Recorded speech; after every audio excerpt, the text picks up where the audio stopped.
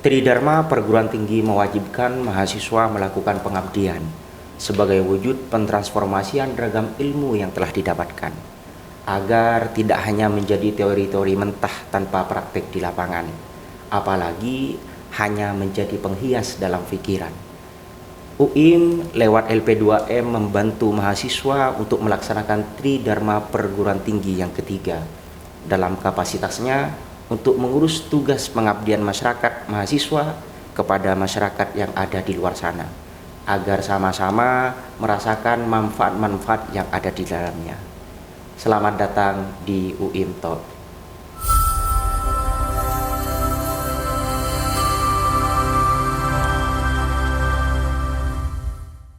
Assalamualaikum warahmatullahi wabarakatuh. Selamat datang pemirsa di UIM Talk.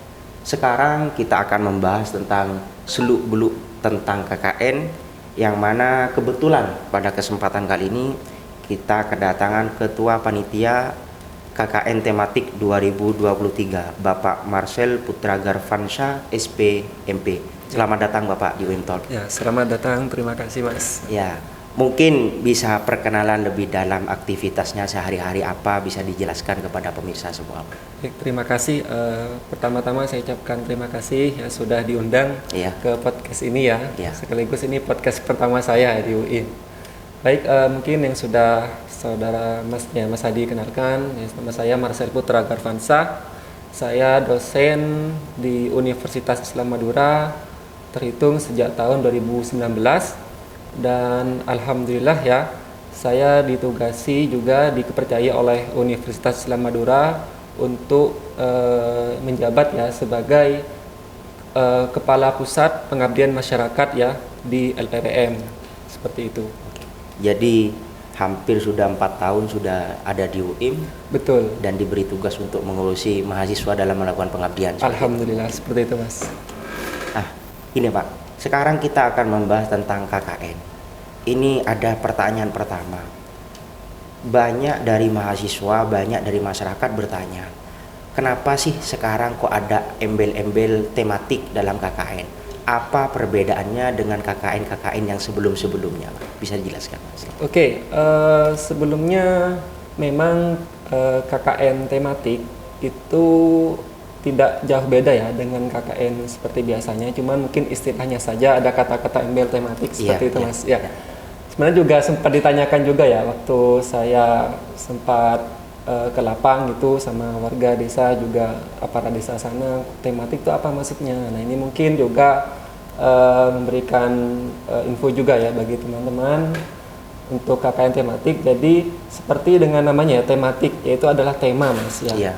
Jadi di mana maksudnya di sini adalah sebelum kami ya, maksudnya untuk juga DPL berangkat ke mitra ya, ke desa ya, terjun ke sana ke lapang, itu kami seharusnya sudah mempersiapkan program ya atau tema istilahnya kayak gitu, berdasarkan dengan bidang keilmuan masing-masing seperti itu. Jadi sehingga ketika kita ya terjun ke lapang itu kita sudah siap dengan apa program yang kita tawarkan seperti itu Mas.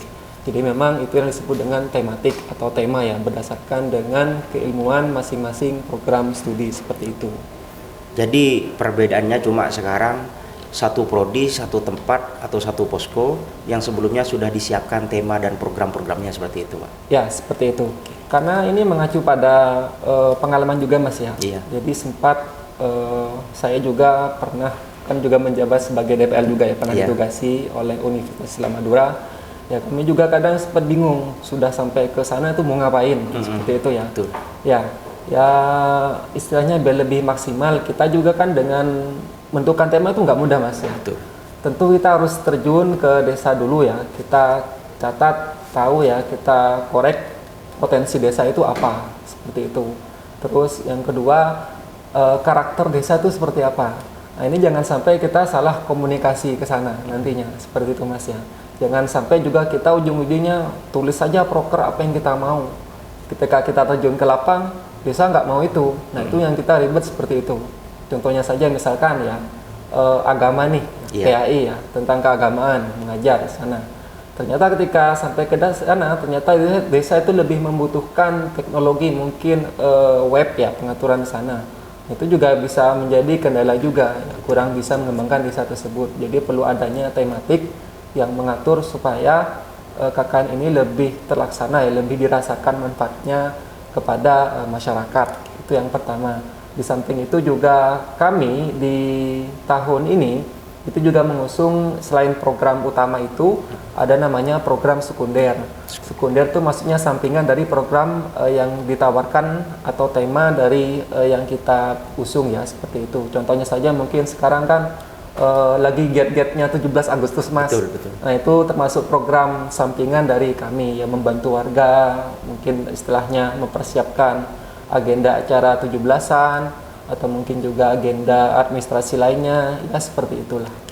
Jadi mungkin hampir sama, cuma ada tema yang harus kita selesaikan dengan mitra tersebut. Betul. Sehingga nanti juga di sisi lain juga bisa dirasakan oleh masyarakat, juga ada luaran-luaran yang bisa dihasilkan baik dari DPL dan juga mahasiswa nantinya. Dan tentu untuk menunjang kemajuan dari Universitas Islam Madura ke depan, seperti itu.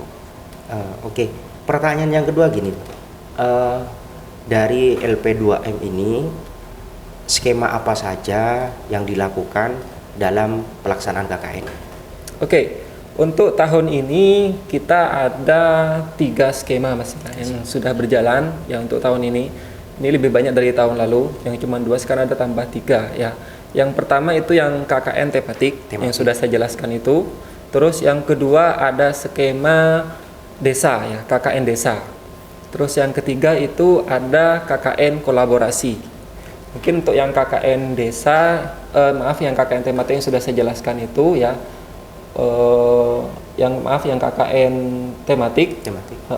Untuk yang KKN desa ini berbeda, Mas, ya. Jadi itu ada gabungan dari beberapa prodi. Jadi satu posko kelompok itu terdiri dari beberapa prodi, ya, baik itu prodi pertanian, ada dari teknik, ada dari PAI, ya, dan lain sebagainya seperti itu.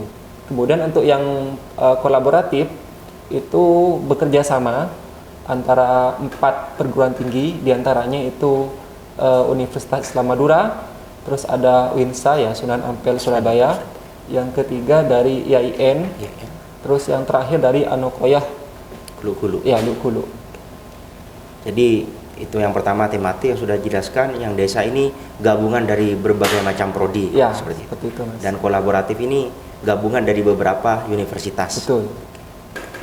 Jadi ada 3 skema yang diambil oleh LP2M untuk tahun ini. Betul. Ditambah bertambah dari tahun-tahun sebelumnya. Betul. Oke. Kemarin di bulan Agustus sudah dilaksanakan KKN tahun 2023. Bagaimana pelaksanaan KKN di tahun 2023 ini, Pak? Ya, di bulan Agustus kemarin. Oke, sebelumnya memang kami sempat melakukan monitoring, ya, yang dilakukan oleh para dekan, ya, para dekan ke sana langsung terjun ke lapangan, mewawancarai beberapa dari kordes yang ada.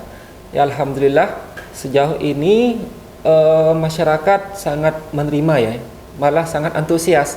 Bahkan sebelum KKN luncurkan tuh malah sempat bertanya, nih kapan HUIM, ya, di sini gitu, ya, untuk pesan supaya bisa membantu mengembangkan desanya. Nah, ini satu gambaran, ya, bahwa memang KKN itu benar-benar dibutuhkan oleh masyarakat, ya. Memang alhamdulillah untuk laporan sejauh kami monitoring, ya, itu semuanya lancar, ya, baik dari segi masyarakat, desa, ya, dan juga mahasiswa, bahkan juga DPL tentunya, itu semuanya berjalan dengan lancar, ya, seperti itu. Jadi pada intinya KKN tahun 2023 ini ditunggu oleh masyarakat dan Betul. alhamdulillah sampai sekarang masih lancar seperti itu. Betul. Oke. Seperti itu. Karena mitra kita adalah desa, kita ditaruh di berbagai macam desa, jadi mungkin ada respon dari masyarakat sekitar atau dari pemerintah desa terkait KKN UIN tahun 2023 ini. Responnya bagaimana? Apakah banyak yang menanggapi dengan positif ataupun negatif?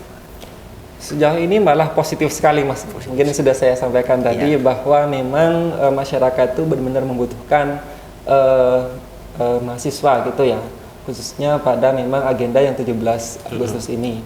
Sekaligus ini sebenarnya juga sebagai momentum Mas ya, belajar mahasiswa bagaimana mereka bisa hidup bermasyarakat seperti itu ya.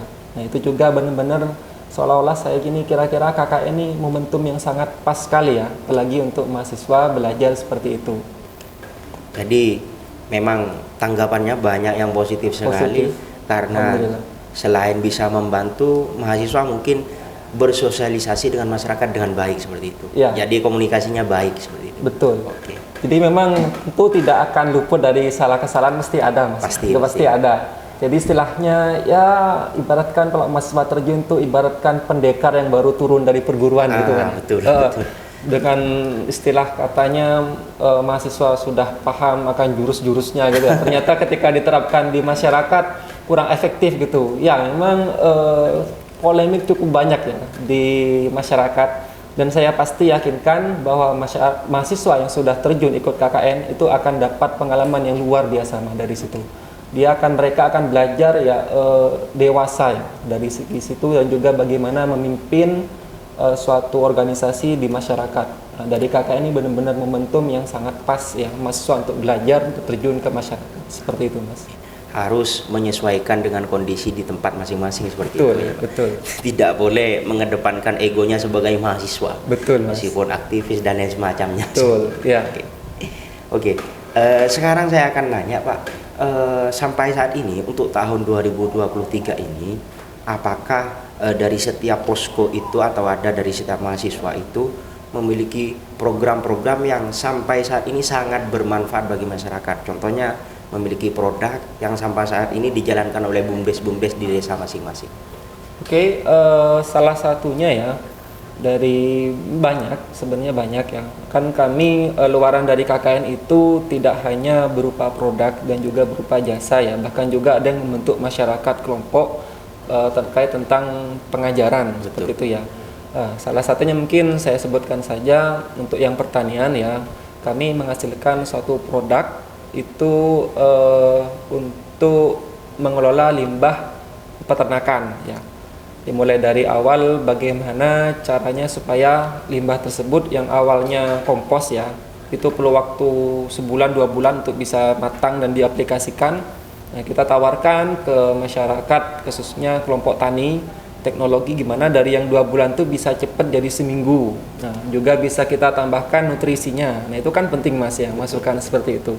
Nah, alhamdulillah sampai sekarang ya kami pandu ya kelompok tani tersebut sampai sekarang ya alhamdulillah, bahkan ada yang sampai jadi pemasukan bagi bumdesnya di sana seperti itu. Lah, berarti selain membantu melaksanakan tugasnya sebagai perangkat desa, betul, tapi juga membantu menghidupi atau kembali menghidupkan bumdes-bumdes yang ada di desa seperti ya. Itu. Contohnya seperti itu tadi. Ya. Okay. Jadi dengan adanya pengetahuan ya seperti itu teknologi, jadi bisa dirasakan oleh masyarakat ya gimana dari beberapa kegiatan program itu ya nantinya ya alhamdulillah UIM nanti tambah dikenal seperti itu. Alhamdulillah. Semoga semakin progres ke depannya. Amin, amin. Sekarang yang terakhir ini Pak, mungkin ada harapan-harapan, ada gagasan-gagasan baru untuk pelaksanaan KKN tematik di tahun-tahun selanjutnya Pak. Oke, untuk harapan tentunya ya, saya harap dengan kegiatan KKN tahun ini dan untuk tahun kedepannya bisa menjadi sebagai amal ibadah tentunya ya. Yang pertama dan kedua bisa dirasakan oleh masyarakat terkait tentang implementasi ilmu, ya, teknologi ya kepada masyarakat itu. Terus tentunya ya nanti intinya sebagai tambah perantara teknologi yang ada di zaman modern ini bisa disampaikan melalui perantara mahasiswa ke masyarakat. Terus untuk tambahan inovasi untuk KKN ya, mungkin ini sebagai saran, mungkin untuk tahun ke depan rencana mungkin kami akan tidak hanya fokus kepada satu prodi saja, mungkin akan kami kumpulkan ya beberapa prodi ya gabungan, jadi satu posko itu bisa terdiri dari beberapa prodi. Kan ini mengacu juga ya pengalaman Mas ya. Contohnya mungkin desa A gitu. Nah, kebetulan desa A ini kan masalah tuh gak cuma satu Mas ya, banyak ya. Ada yang contoh mungkin teknologi tadi. Betul.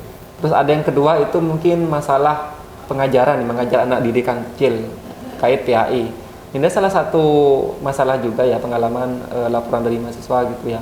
Pak, saya ini TI Pak, cuman saya kurang paham cara ngajar agama atau mungkin juga bahasa Inggris ini gimana, apalagi ada yang terkait PAUD gitu ya. Ini saya nggak tahu Pak, cara ngajar PAUD saya tuh taunya bisa teknologi saja, gimana, bingung kan kayak gitu. Nah mungkin dengan ada beberapa gabungan prodi, ya sama-sama belajar lah kan kayak gitu, mengisi kekosongan antar prodi yang lain. Oh, berarti untuk tahun-tahun yang akan datang ini ada penggabungan prodi kembali seperti Betul, itu. betul. Jadi kalau seperti yang tahun sekarang kan Ya. satu prodi satu posko. Betul. Jadi ketika ada semisal prodi TI tapi nanya tentang hukum semisal, Ya. jadi tidak tahu apa yang mau dijawab. Ya, betul. Ada yang butuh tenaga pengajar PAI tapi tidak tahu seperti Ya. itu. Jadi mungkin untuk mengisi kekosongan seperti itu Pak ya. Betul, Untuk betul, tahun-tahun Mas. selanjutnya seperti itu. Betul. Oke, mungkin cukup sampai di sini perjumpaan kita di OIM Talk. Sampai bertemu lagi di perjumpaan selanjutnya. Sekian dari kami. Wassalamualaikum warahmatullahi wabarakatuh.